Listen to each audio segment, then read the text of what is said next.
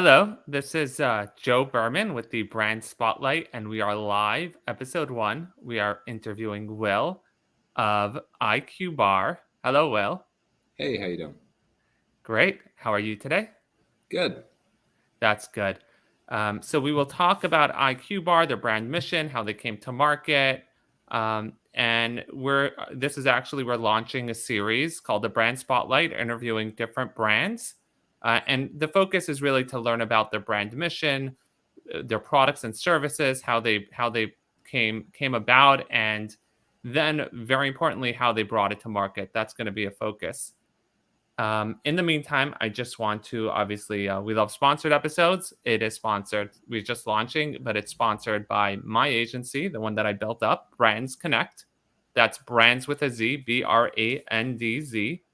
And our focus with on the agency side of things is to really craft marketing campaigns that are custom built for the brand.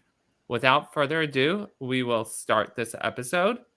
And I guess the first question I have for you, Will, the company is called IQBAR.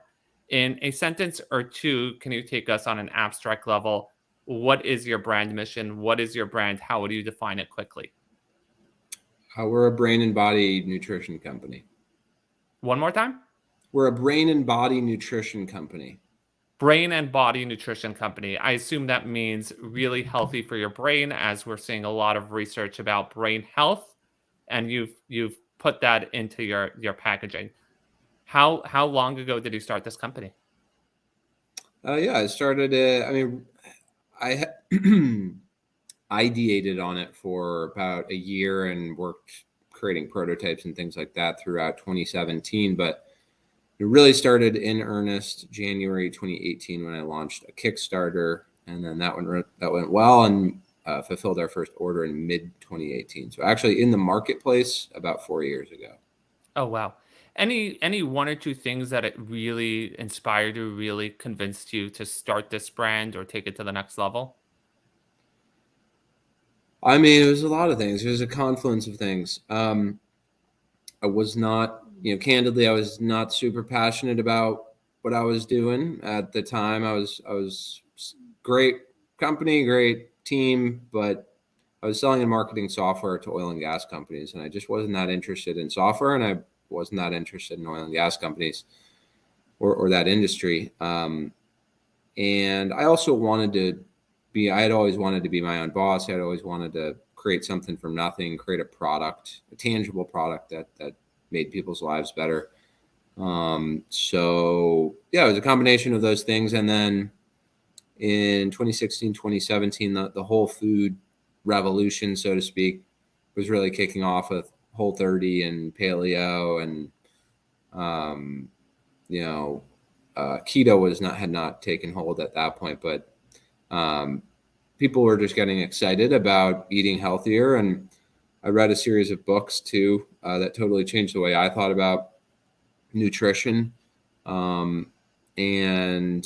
was also fascinated with the brain. I studied psychology and neuroscience as an undergrad. So all of those things, the confluence of all of those things meant that this idea of brain food occurred to me, and I thought, well, why don't I try and create this thing? Oh wow, that's very impressive.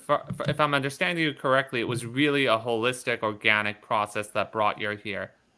Number one, you wanted to be an entrepreneur. You didn't want to work for a boss. You wanted to create something. But that wasn't enough. You wanted to actually be something that provided value to the marketplace.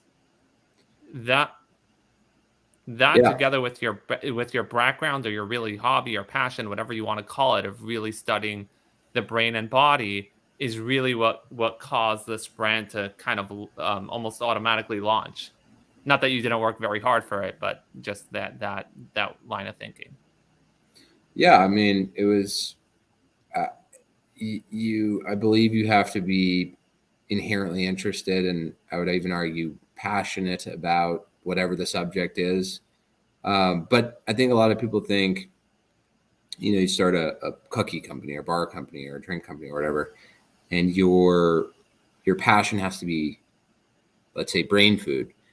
And the reality is that's important. You have to be interested in that thing. But I think much more so, you have to be really passionate about startups, like, business, how to creating business from nothing, because you spend 99% of your time on business related stuff, in Excel spreadsheets, making phone calls, raising money, selling into new retail accounts, et cetera, et cetera, et cetera. And so you just have to love that process, I think, even much more so than the specific thing that you're selling. That's so interesting. If I'm understanding you, your day to day is going to be in business. It's not going to be studying gut and not gut, brain health. I guess I'm getting caught up, and that's going to be my next question. I'm getting caught up. The really the day to day is really going to be about the business. So you really have to be passionate about the business. I do assume that the brand and the brand of Brain or whatever it is that you're promoting, that you also have to be super passion might be the wrong word, but you have to be able to really have credibility in that space, so to speak. Your product has to speak for itself. It has to be a really good product. With Yeah, that's spot on. Yeah, that makes sense. With that, I noticed there are a lot, like you said, you moved into this with the Whole Foods, and we didn't get into the specific products. We will soon. I did see there's 2 products on the website, so we'll discuss more about the different products. But with the Whole Foods movement, as you called it, the Whole Foods movement, I personally, and I might be wrong about this, I've seen a tremendous amount in gut health, heart health, all sorts of different places. I haven't seen much in terms of brain. Have you noticed that? What's your thoughts on that? Yeah, I mean, it really depends on the form factor that you're talking about. So, for example, with pills or capsules, there's quite a bit on the brain, right? There's Adderall and Prevagen, and people even take caffeine pills for the primary purpose of stimulating their brain. Omega-3 pills. There's a whole series of pills relevant to the brain, and large industry around that. Powders, drinks, things like that. But yeah, in ready to eat food, there really, when I started the company, there really was nothing, which is why I started it. I thought it was kind of strange that there's demand coming from other form factors. So obviously, the demand existed. Why wasn't there a ready to eat food option for that? Oh wow, so you were really unique and new, innovative in the marketplace for that time, and you still are. You're one of the go-tos for the brain. If we will transition now, I noticed that you have. I noticed on the website I was looking around, and the two you have essentially 2 product categories. Can you tell us a little bit about the 2 different the actual product categories you have and how you came to those? Sure. Yeah, I mean the bars. So I these are ready to eat bars, kind of like a granola bar that you would buy off the shelf. I had some. I met the Sprouts. I saw it. I got all excited. I tried it, and they're really good. Just wanted to Thank you. tell the audience what the bars are, and that's the initial product that you started. Correct. Yeah, and of course that's the eponymous. The name is IQBAR of the company, but also that the name of the product, our first product line, is also IQBAR, sort of like RX bar. And yeah, so I mean, why bars? Why I introduced us as a brain and body nutrition company is that's what we are at a high level. Bars are just a vessel; they're just a form factor through which we can deliver on that goal. And it's a big market, the bar market. It is inherently conducive to mashing a bunch of nutritious things you want to mash together into whatever, a 45-gram serving size, let's say. And it's kind of as simple as that. That was why I picked bars at the outset. And then a couple of years down the line, I thought, okay, well, if we are a brain and body nutrition company, that maps better to a platform of sorts versus, let's say, a single form factor in bars. and can we deliver on that same value proposition across, in other ancillary categories that are complementary and not cannibalizing. In other words, you're not consuming one of them instead of the other. You would be happy consuming both over the course of a day. So, I basically made the determination that I want to do that, and then thought about, okay, what other categories are relevant to the brain and body, and what other occasions throughout the day can we hit? So we hit snacking. What about hydration? And hydration, Liquid IV really paved the way for hydration stick pack products, and really built out the market to their credit. We that wanted to be the zero sugar, brain nutrient enhanced version of that, and try and build out that niche in that ancillary category. So we launched IQ Mix, which is our second product line, in November, and it's gone really well. Very cool. So back to your brand mission, it sounds like all your brand is not just a product company. It's not about selling bars. It's about delivering brain nutrition to the body, whether that would be a bar or a hydration product. Obviously, you work out which products you want to launch at what point. Initially, you started with the bar to deliver that, and then eventually you expanded because that's really your brand mission. I did like the way you got into the business aspect about you didn't want to compete with yourself, so to speak. You use the term cannibalizing, just to take our audience. Basically, the idea is if you're gonna create a new product for your audience, you don't want to just replace the thing your potential customer would have bought anyways from you, unless you're coming out with a better product. But if it's just different, then the point is not to replace, but more important to expand, to have that bigger impact. So, Totally. that's very cool. Now, a little back to what you mentioned earlier. There are other products on the marketplace. You mentioned Adderall. There is some sort of stigma with Adderall or really any type of pills. How do you find that as it relates with the bars? Do you have people that are nervous that they're feeding their brains all kinds of crazy stuff like Adderall? No. I mean, there's like there's like buckets, right, of brain relevant nutrients. One big bucket is stimulatory compounds. So stimulants. Caffeine's a stimulant. Adderall is just amphetamine salts, effectively, is what Adderall is.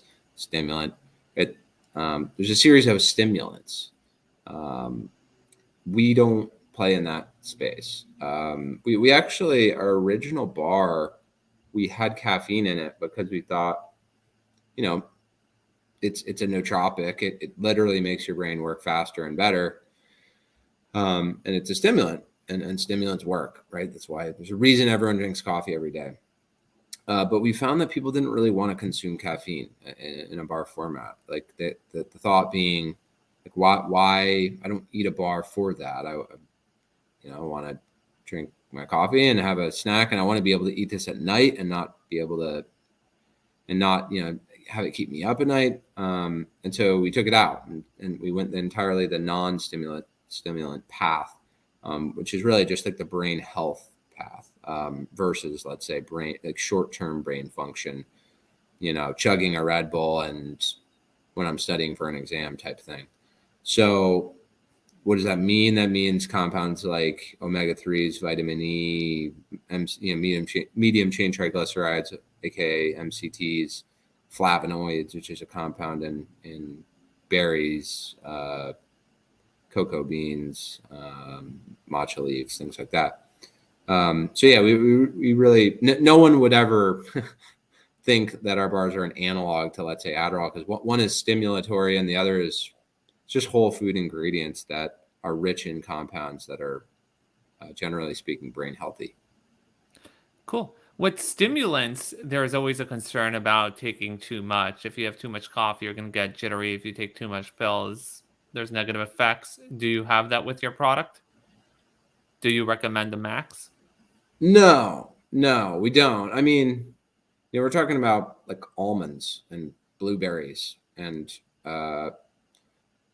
we live in food land, not supplement land or nutraceutical land or medicine land. Like, we live in food land. So you don't read a lot of headlines about people ODing on almonds. So no is the short answer. Our IQ Mix product is That's has the hydration mix, just yep for audience. yep has a compound called magnesium L-threonate, which we can make legit claims. We use a dose that is high enough that we can make claims. Improves focus, improves memory retention, et cetera, et cetera.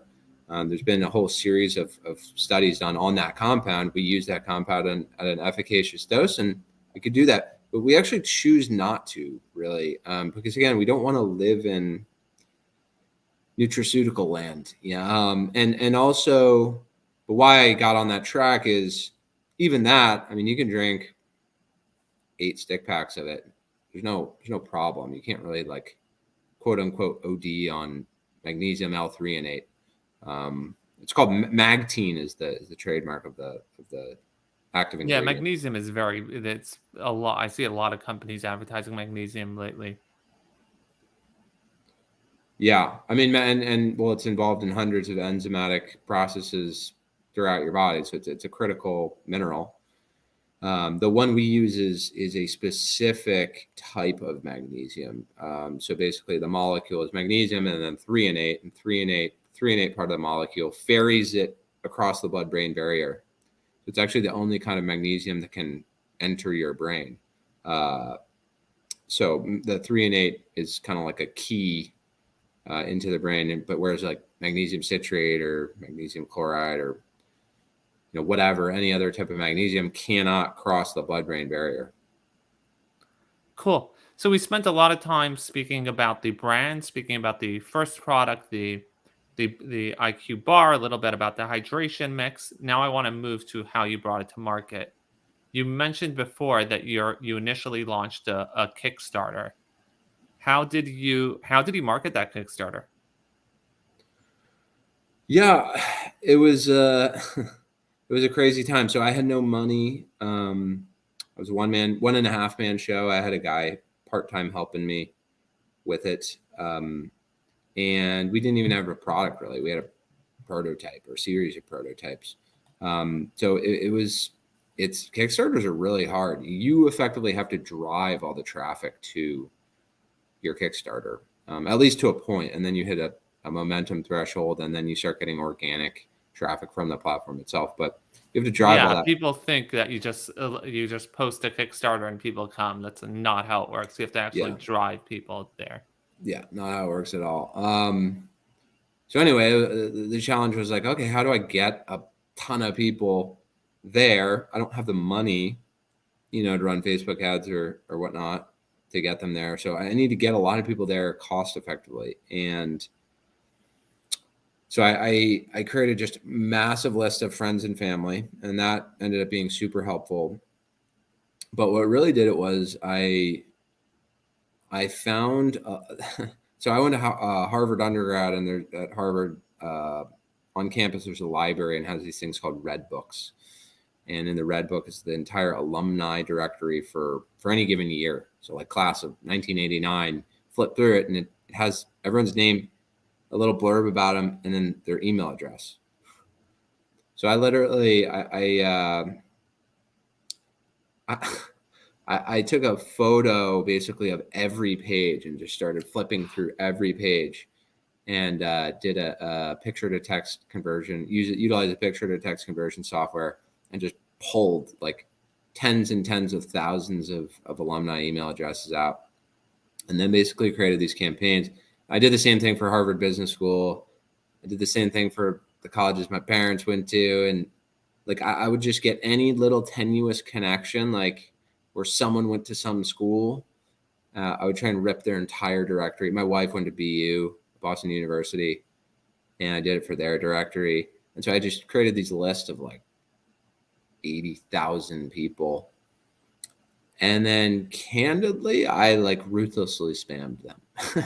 Or One you second, could. one second. You sent them an email. You put it in a So, constant contact. so I created a MailChimp account, um, and utilized my Harvard alumni email address, so that because you're going to get a lot of people who mark it as spam, unsubscribe, whatever, and that hurts your domain score. But if it's your Harvard alumni email address, who cares, right?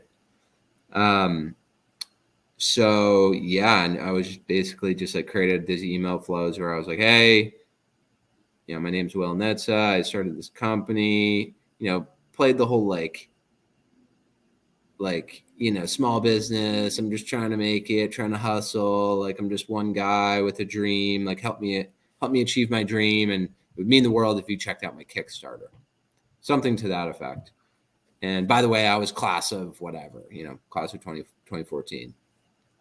To have that little hook of like relatability, familiarity, like here's why I'm emailing you specifically.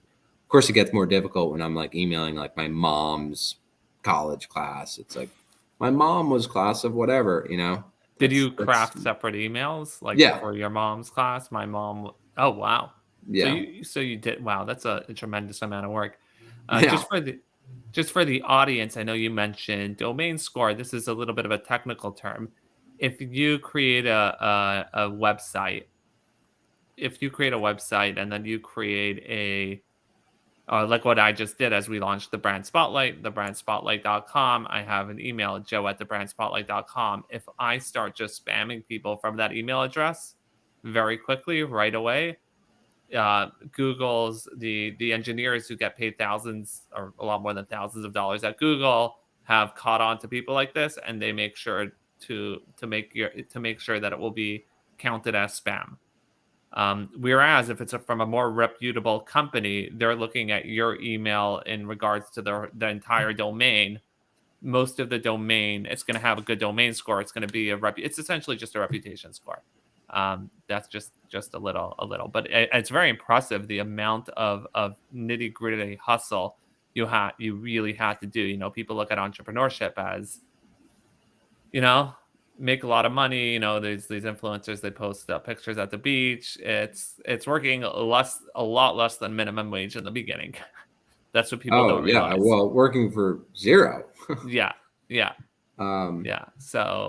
And it's doing the work that nobody else is willing to do, which is really what you did. So now yep. you got the Kickstarter. I assume it got funded enough to run a production. You're able to ship the product. How does it go from there to being in stores all over the country? Yeah, I mean, so yes, the campaign went well. We sold $90,000 worth of product across Kickstarter and Indiegogo. You can have overflow backers flow to Indiegogo. So made 90 grand in our first 2 months, and then we're like, oh shit, we got to produce all this product. Like we sold phantom product, of course, and then we had to figure out how to produce product that we had never produced before. So figured that out, produced the initial production run, raised a I little bit assume of, you had an idea of how to produce it before you yeah, started yeah. And we Kickstarter. had made prototypes, very small batch runs, but we hadn't made 30,000, bar runs, which, now we make 1,000,000 bars a month. But yeah, so figure that out, raised a little bit of angel money, raised about $500,000 of angel money because I could then, I had sales. That's the cool thing about Kickstarter. Those are sales. You can prorate them, and then you can say, and as a result, I'm worth X. You raised the money after after the production or before the production? I don't. It was like throughout. I mean, we had the money for the production because of the Kickstarter, but it became quickly apparent like you can't. We couldn't fund the business. The Kickstarter was not really like to fund the business in perpetuity. The point was, let's generate a bunch of sales. Let's make some money that we can use to make the first production run, but we just know we're going to need more money if we're going to scale. So we're going to use it predominantly to justify evaluation, to raise money, get a decent amount of money, don't dilute ourselves too much. And, now we can grow rapidly because we can make investments. So Interesting. I'm just a little bit intrigued because I would assume you would need the feedback from the consumer, not just the sales. Sales is one thing, but feedback from the consumer after the sale is where, to me, that's where the credibility is at. But you are able to fundraise just based on the sale, or you did have preliminary feedback. no, we had feedback. I'm saying, But did people get to try the bar before you fundraise? That's my question to you. Or yeah, because we had already done, like I said, we did a very small run, and we would send products to potential investors from that okay, run. But I mean, you're talking a couple thousand bars, if that. So yes, they had tried it and liked it and all that. how about Um, but your Kickstarter consumer did not try it yet before you started raising funds. Is that correct? no, correct. Wow.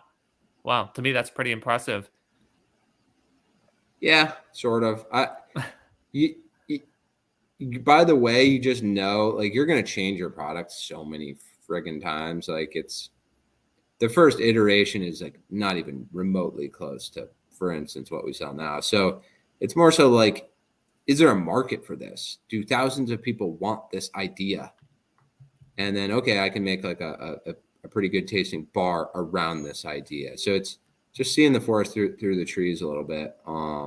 If you're an investor, because if you're investing on like, oh, this is a great tasting bar, it's like it's actually not even the point, as funny as that sounds, because everything will change. All your unit economics have to change. You're more so interested in, will people buy this idea in the thousands? Do I think this person has the skills to take this company from A to B to C to D?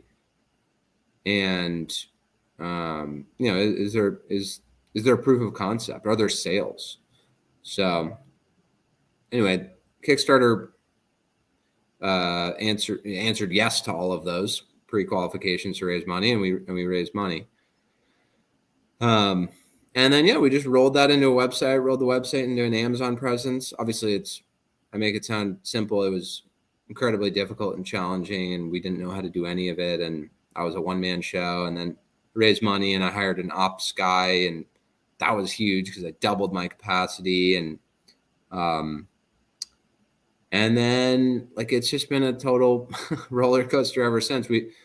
We've just started pinging brick and mortar accounts as well, and eventually we actually got into CVS. We got into 3,000 CVSs in our first 6 months of operating. Wow. How did that happen? I knew a guy who had gotten in, and he gave me the contact of like the buyer, and then I pinged the buyer, and buyer was interesting, and then we did a test at like 10 stores, and that went well. And then they said, hey, could you handle a 200,000 bar order? And I was like, sure. I had no idea whether we could do that or not. And then we did. So yeah, so all of a sudden we're in every city in America basically via CVS. And then it's just sort of like dominoes. It's like, just steadily grow your e-commerce presence, and steadily grow your brick and mortar presence. Retailers come in, go, Would you consider the CVS your like breaking point of you made it, now you're in no, thousands and thousands of no, stores? no, I wouldn't. Um, the drug channel is an extremely difficult channel, and it's never going to actually be how you build your healthy food business. Um, so, I mean, that's like such a tiny, tiny sliver of our business today. Wow. Um, but yeah, no, like, you know that you haven't made it because you realize what the day to day is like. It's like utter chaos.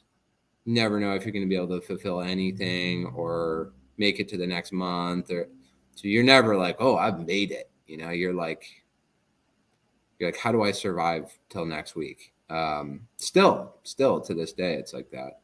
So So you went from going into CVS's, that was already the first 6 months of business, um, and we are you now? Are you just focusing on chain stores? Are you in a lot of the mom and pops? How is that working out? Yeah, we're in Wegmans, Sprouts, Kroger, Walmart, Sam's Club. So you're in all the big chains, No, and no, we're not in. not We're all. not in Whole Foods. We're not in HEB. We're not in Publix. We're not in. There's a whole series we're not in. Um, but yeah, we're in pretty much every area of the country, and about 7,500 locations. And but And still the majority of our business is online. oh, really? Wow. The majority of your business is online, and I assume that's split between your website and Amazon. Is that correct? Yes. Yep. And Walmart.com. Oh, oh wow. So there's all these Yep. platforms that are building up. How about the mom and pop stores? Do you do that through a broker? You do that on your own? They come to you, you go to them. How does that work? Yeah, I mean, it depends. It depends. There's multiple ways to do everything, but it's very hard to build up a big business if you're just literally calling mom and pop stores. So you can basically have a third party try and help you break into all those locations. Also, if you just work with a distributor, they will actually pitch your product to individual locations or try to just force in your product because XYZ store is like, just put whatever planogram you think we should have from your catalog for nutrition bars, and then the distributor will just put it in, and you're one of those offerings. So you end up being in all these stores. You have no idea that you were even in there. Like, I get pictures from some random store in, like, Tulsa or whatever. It's like, oh, I was like traveling and I was at this coffee shop. I saw you, or I was at this bodega and I saw you, and it's like I had no idea we were sold there, but makes sense. We sell to a distributor in that region, and so the distributor kind of becomes a salesperson to a degree at some point in the journey.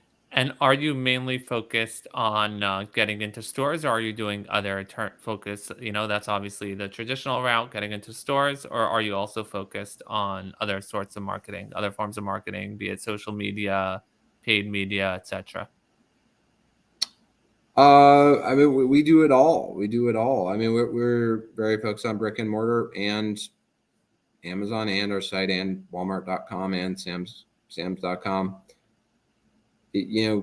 Omni-channel is the way to win in today's economy. Like, you used to be able to, just as recently as, early 2021, have just a D2C business. You only have your website, and you could grow off Facebook and Instagram ads, and you can grow a 40 million dollar business that way. I think folks are finding that it's dramatically harder to do that, and being omni-channel today, largely because of iOS changes, privacy opt-in changes that raised customer acquisition costs and made that kind of busted that model. But candidly, I think it's always been good to be omni-channel to diversify your revenue streams. And you do that all in house? Do you do that through agencies? How do you currently do that? It's a mix. We do some stuff in house. We do have agencies that help us with things like email marketing and Amazon management and things like that. But we also do a lot in house, and every third party we oversee heavily. So you take a very hands-on approach with, even if you'll do a third party, you're going to hire them for their expertise, and their logistics, but you'll really take a hands-on approach to see what they're doing and really work on the campaigns together, if I'm Yep, understanding you. Cool. definitely. I did actually a couple hours ago, I saw you shared a post, and I actually have been seeing you on LinkedIn. I really like your posting on LinkedIn. Thank you. It's just very, very honest, very refreshing, talking about the actual channels of business. I actually love the one you did like 6 hours ago. I'll actually see if I can screen share it here. One second. So that for people on LinkedIn Live or YouTube Live or Facebook, you'll be able to see it, but I'll read it out because for the audio listeners, I just have to figure out how to do this. Share It's a screen. long one. Yeah, but it was good. One second.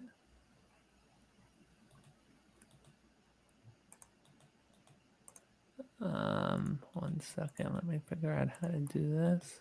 Oh, share.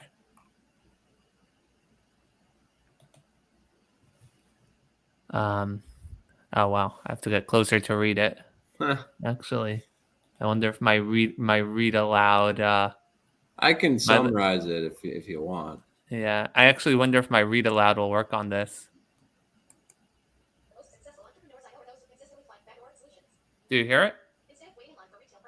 It sounds like someone who chugged too much coffee and is talking Okay, about so you could tell us about this post, and I really liked it because it was really balancing the traditional and non-traditional aspects of knocking on doors and getting yourself into stores.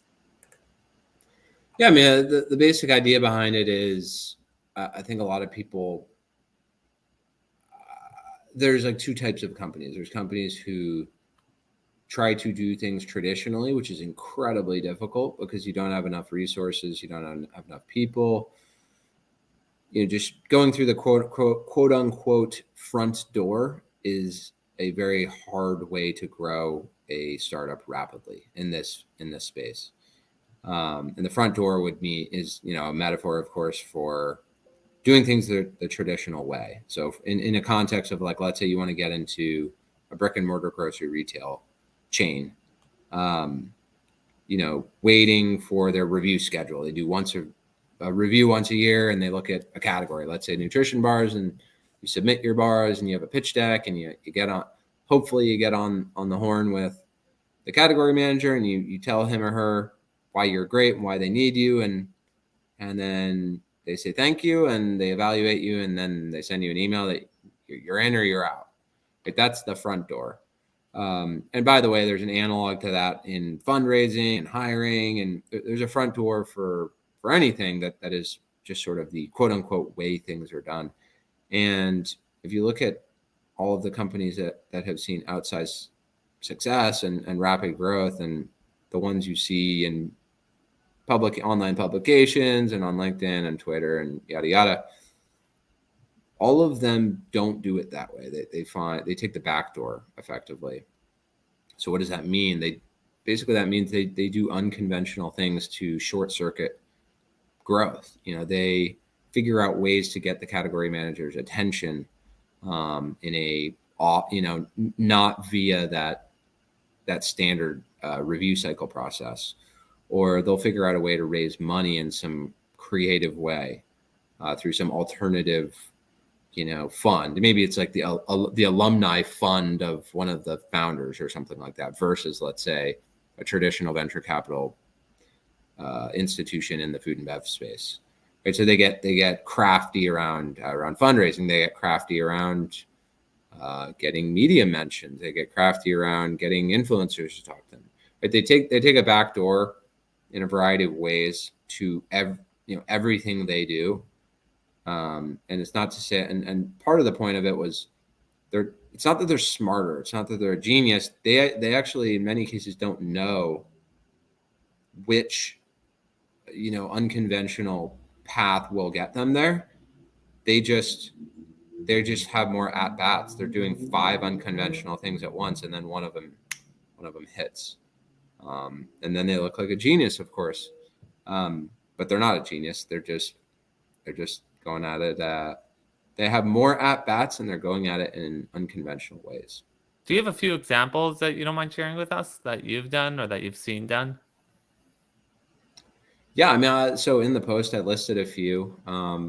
For that example of how do you get into a retailer, I'll just read them. Sell into every retail location surrounding retailer X, right? So let's say you can't get into that chain. Well, what if you just were in every store around that chain? And now, people who are in decision-making positions will just see you around. Get the category manager content, right? Literally advertise to that person. Take out Facebook and Instagram ads that they will see. Connect with them on LinkedIn, create content. They're going to see that.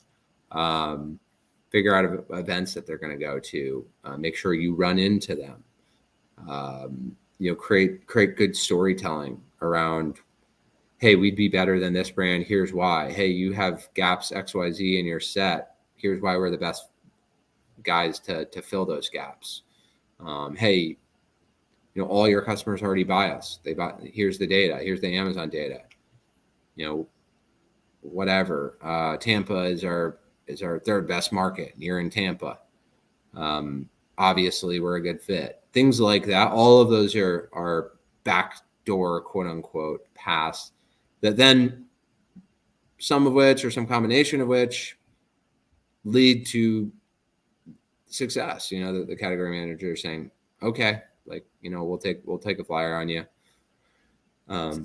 So I'm hearing a lot of really crafting the campaigns very specific. I want, like you said, we're the best sellers in Tampa, like really finding the unique assets that you can show the buyer why they need to have your product, or why they need to try your product, or why it's a no-brainer for them to sell your product. Yeah. I mean, you have to make it an easy decision. So it's like any sales kind of psychology.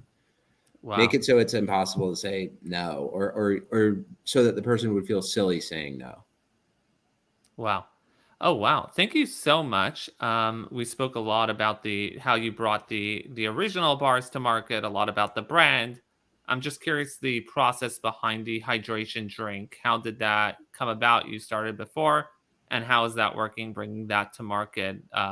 That's also just like the bars. The hydration space is a very, very competitive space now. Not when you started the bar company. Today, every day, I hear another hydration company advertising. Obviously, are a little different because you're focusing on brain, but I'm curious to learn more about that process. Yeah, I mean, like I was talking about earlier, it's non-cannibalizing, it's complementary, it's a different occasion in the day. Not you're snacking here with bars and you're hydrating here with hydration stick packs. So, big market, competitive market, but I'd always rather be in a big competitive market versus trying to manufacture demand out of thin air. I'll always take that former case rather than the latter.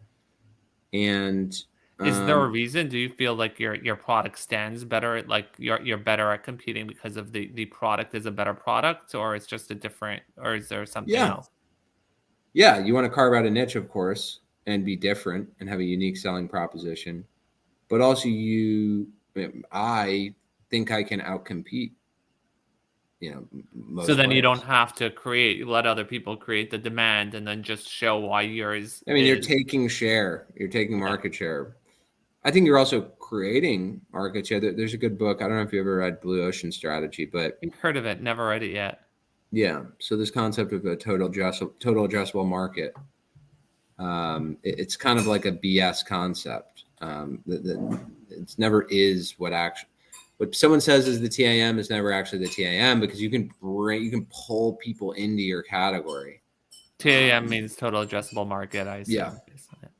Yeah. So like Barefoot Wines, right?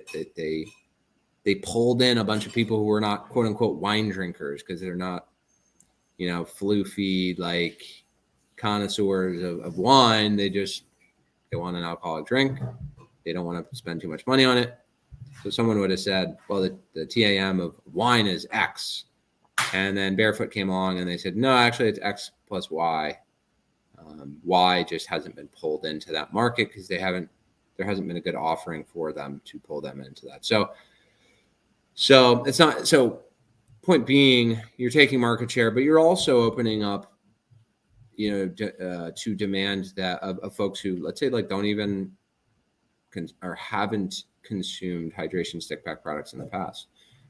Why are you pulling them in? Well, your unique selling proposition. Maybe you're the first brain relevant hydration product, and that pulls someone into that category. Whereas before it was like, oh, I can hydrate. Well, I'll just drink a Gatorade,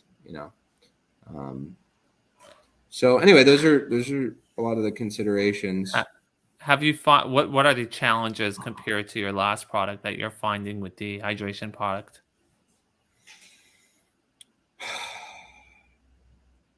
It's hard. I don't know if it's like I mean, it's a hard market. It's a hard, like, launching anything right now is challenging. It's a hard category. It's just a different category. you know, it's I don't know that any of the challenges are unique to stick packs or like that product line. It's kind of always the same challenges. How do we acquire customers as cheap as possible? How do we get the longest lifetime value possible? How do we get people to subscribe instead of one-time buy, and yada yada yada? It's all the same challenges. I think it's just challenging. Launching a product, period, is challenging. So we were so used to being like having a sizable business in bars, and then of course it's challenging to you're starting over effectively. You're starting a new company in effect, and that's just hard. Like going from 0 to 1 is really hard. And you might think, well, you already have all these customers over here, but yeah, you have some overlap, and that'll kickstart things, but most of your customers you're gonna have to go out and get. So it's just much like starting a company all over again. Yeah. Wow. Wow. Any other products in the line, or you're really focusing on bringing the hydration out to market now? Yeah, we have a couple we're looking at. We're looking at the sleep category and the coffee category and a couple other categories. So Specific to brain, I take it, yeah, as part of your brand mission. yep, Yeah. Now, one thing I didn't ask before, I know there's I don't know what you call it, a thought leadership genre. I'm not sure what to call these things, called the biohacking space. I'm curious if you play into that at all. They like your products, they don't like your products. I'm just curious because I've been hearing a lot about biohacking really explode in the last yeah, couple of years. yeah. It's kind of exploded. It's still very much a niche, and there's not a lot of biohackers that walk into Walmart, for instance. Um, so yeah, there's like a crowd there, and I think it's a good crowd. It's a voracious consumer base that is into that. It's not really us. Again, we're not a stim. That crowd mostly likes things that speed up their brain or slow down their brain, like super physiologically active feedback loop type products. If I consume this, I'm wired up and I'm going to bang out 20 Excel spreadsheet docs. That's not like our value proposition. We're more on the brain health side, and biohacking is much less so on the health side, more so on the, how do I make my body work more and brain work more productively, like right now today, so I can do X, Y, Z. So I think anyway, you said long-winded it. way of saying no. You said it very well earlier in the interview. You're a real foods company. You're not just a stimulant. You're not. You're a real foods company. That's amazing. That's really that. Then the product is really crafted to be real food for the brain. Is that correct? Yep. Cool. I guess we'll wrap it up. Anything else you want to share with the audience, or how they can find you? Yeah, just eatiqbar.com is our website. At eatiqbar is our Twitter, Facebook, LinkedIn, Instagram. Feel free to email me. I'm at will@eatiqbar.com. And yeah, I post on LinkedIn if you want to follow me there. I post about the journey, so to speak, and just random. You'll need your last name for that spelled out. Will is the first name. Last name is how do I pronounce it? Nitze. It's Nitze. Nitze. Nitze. Okay, so Will Nitze. There's amazing content on LinkedIn. And try the bars. They're great. I had some. Try the hydration drink. I didn't have that. Hope to have it soon. Are you kosher certified on the hydration drink?